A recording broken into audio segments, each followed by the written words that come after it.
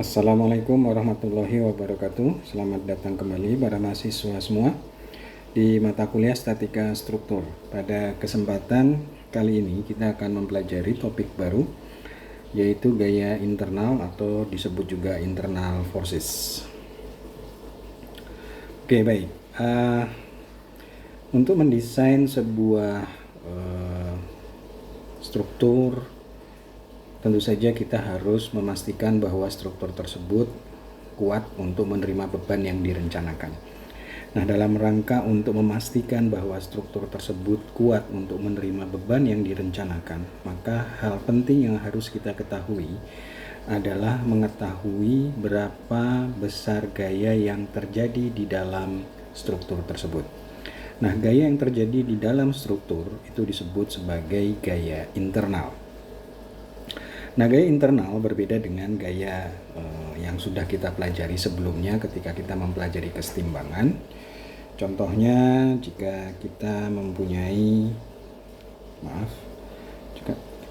sebuah struktur balok seperti ini, ya, ada gaya P di situ. Jika kita membuat diagram benda bebasnya, kita buat diagram benda bebasnya, maka diagram benda bebas kita akan berbentuk seperti ini. Jadi ada gaya P, kemudian karena ini adalah tumpuan lengsel, maka akan hadir di sini dua buah reaksi. Misal kita beri nama ini, jika ini adalah ujung A dan itu adalah ujung B, maka kita beri nama ini reaksi AY, dan ini kita beri nama reaksi AX.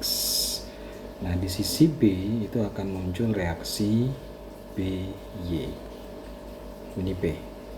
Nah, semua gaya ini, yaitu baik gaya P,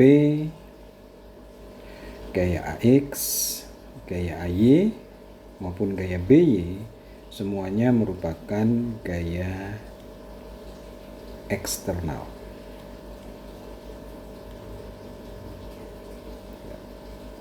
Gaya eksternal.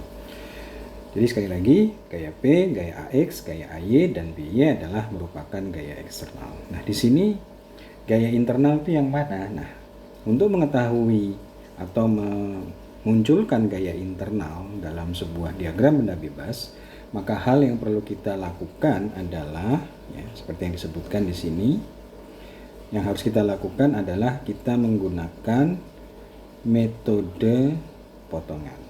Seperti apa metode potongan? Kita lihat di slide selanjutnya. Nah, misal kita mempunyai sebuah struktur balok cantilever seperti yang ada di gambar A ini, ya. Di ujung A besar, ini di ujung kiri itu ditumpu dengan tumpuan fix atau tumpuan jepit, kemudian bekerja gaya P1 dan gaya P2.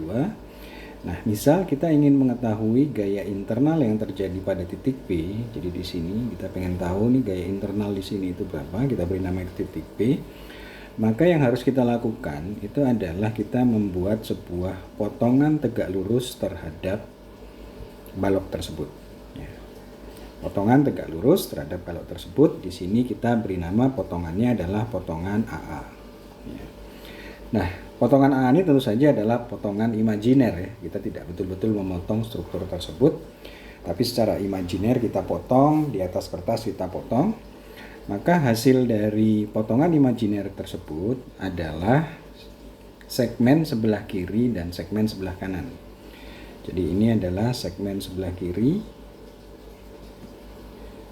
sedangkan yang ini adalah segmen sebelah kanan. Kita bisa menggunakan segmen kiri dan segmen kanan, ya, tergantung dari nanti persoalannya seperti apa. Akan ada keuntungan menggunakan segmen kiri dan segmen kanan, tapi kita akan melihat keuntungannya itu seperti apa nanti ketika kita mempelajari contoh soal. Baik, sekarang kita lihat di segmen kiri. Di segmen kiri akan meliputi, ya, ini adalah segmen kiri sebelum dipotong, ya, dan ini adalah segmen kanan sebelum dipotong.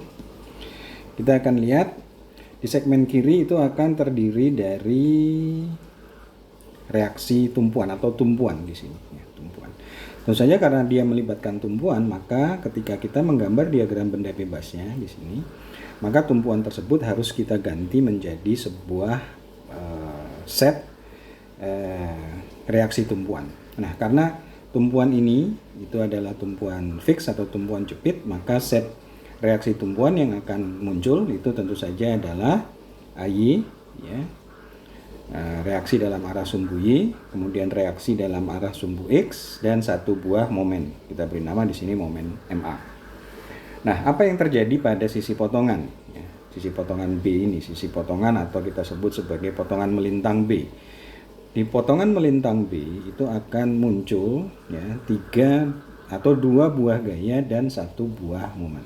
Itu kita hafalkan, jadi mahasiswa semua menghafalkan bahwa di sisi potongan itu akan muncul 2 buah gaya dan 1 buah momen. Gaya tersebut kita beri nama VB. Gaya VB ini karena dia sejajar terhadap potongan melintang itu disebut sebagai gaya geser. Kemudian ada NB ini. Karena gaya tersebut tegak lurus terhadap potongan melintang, maka kita sebut dia sebagai gaya normal. Kemudian ada MB, momen. Nah, karena momen MB ini cenderung membuat struktur itu melengkung atau melentur, maka kita sebut MB itu sebagai momen bending. Jadi di sini saya ulangi, ada 2 gaya yang muncul di sisi potongan B ini dan 1 buah momen. 2 buah gaya tersebut adalah gaya geser VB, gaya normal NB, dan momen lentur MB. Nah, bagaimana kalau kita mengobservasi sisi yang sebelah kanan? Jadi perlu dipahami di sini antara sisi kiri dan sisi kanan itu sebenarnya identik karena dia merupakan pasangan aksi reaksi. Kita tahu sifat dari pasangan aksi reaksi itu adalah dia bekerja di benda yang berbeda, dia berlawanan arah, tapi dia sama besar. Oleh karena itu, jika kita mengambil segmen yang kanan, maka otomatis di sisi potongan B, kalau kita lihat di sisi sebelah kanan, maka juga akan sama.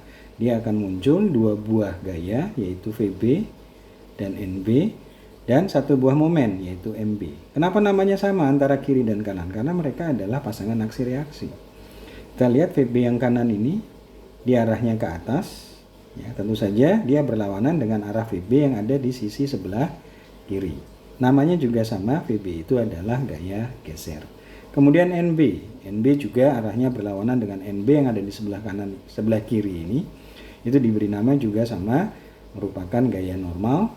Dan MB itu arah berputarnya berlawanan dengan arah MB yang ada di sebelah kiri, dan itu namanya adalah momen bending. Jadi demikian gaya dan momen yang terjadi pada sebuah titik, ya, jika kita ingin mengetahui berapa besar gaya internal yang terjadi pada titik tersebut. Nah, baik, kita lanjutkan. Untuk 2 dimensi, maka seperti yang sudah saya jelaskan tadi, itu akan muncul gaya geser ya di setiap potongan melintang, ya, gaya geser V, kemudian gaya normal N, dan sebuah momen M. Itu yang akan muncul. Nah, kemudian selanjutnya jika itu terjadi atau kita lihat dalam bentuk 3 dimensi, maka kita akan punya 3 buah aksis ya. Sumbu X, sumbu Y, dan sumbu Z ya. Nah, masing-masing gaya akan muncul di 3 sumbu tersebut, yaitu NY di sini.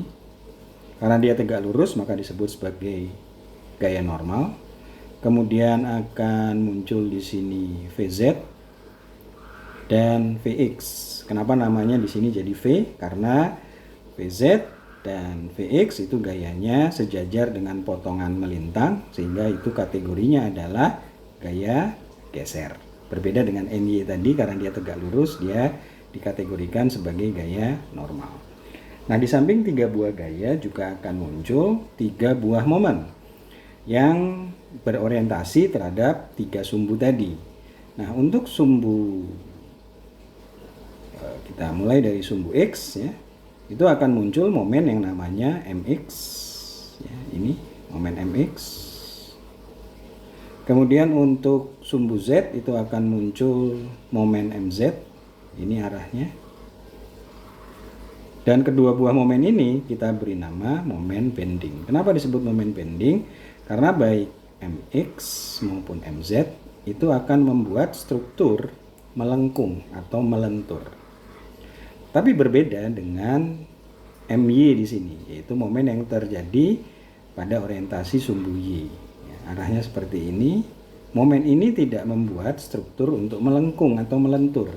Tapi momen ini, coba kalau Anda perhatikan, itu akan membuat struktur terpuntir.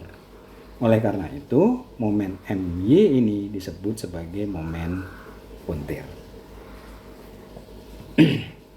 Baik, nah kita lanjutkan dengan perjanjian tanda. Jadi kita akan mempunyai perjanjian tanda ketika kita menganalisis gaya internal. Baik, untuk ini saya sebut ini adalah potongan sebelah kiri dan ini adalah potongan sebelah kanan. Ini kanan, ini kiri. Untuk kiri, maka yang disebut sebagai N positif atau gaya normal positif itu adalah arahnya kalau ke kanan.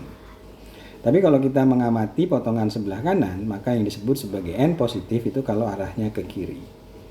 Dan dua buah arah ini selalu dia akan berlawanan arah. Baik, untuk gaya geser bagaimana?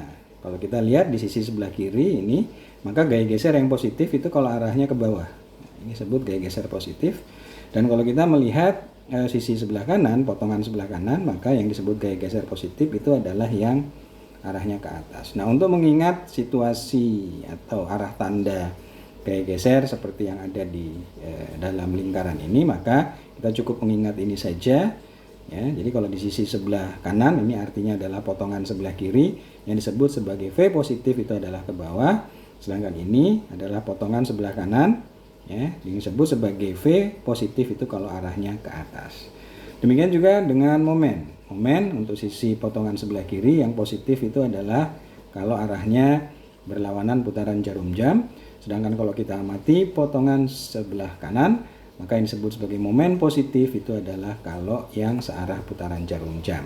Nah, cara mengingatnya adalah seperti ini. Ya. Nah, ini untuk mengingatnya lebih mudah karena kalau ada momen seperti ini dan itu di sisi sebelah kanan, maka balok ini itu akan melengkung seperti itu. Ya, jadi kalau melengkungnya seperti itu adalah momen positif yang sebelah kanan ini arahnya berlawanan putaran jarum jam dan ini sebelah kiri arahnya searah putaran jarum jam. Tapi ingat, yang ada di sisi sebelah kanan ini adalah diperuntukkan untuk potongan yang ada di sebelah kiri, sedangkan yang ada di sebelah kiri ini peruntukannya adalah untuk yang potongan di sisi sebelah kanan. Baik mahasiswa, itu adalah teori mengenai bagaimana menentukan gaya internal yang terjadi pada sebuah struktur.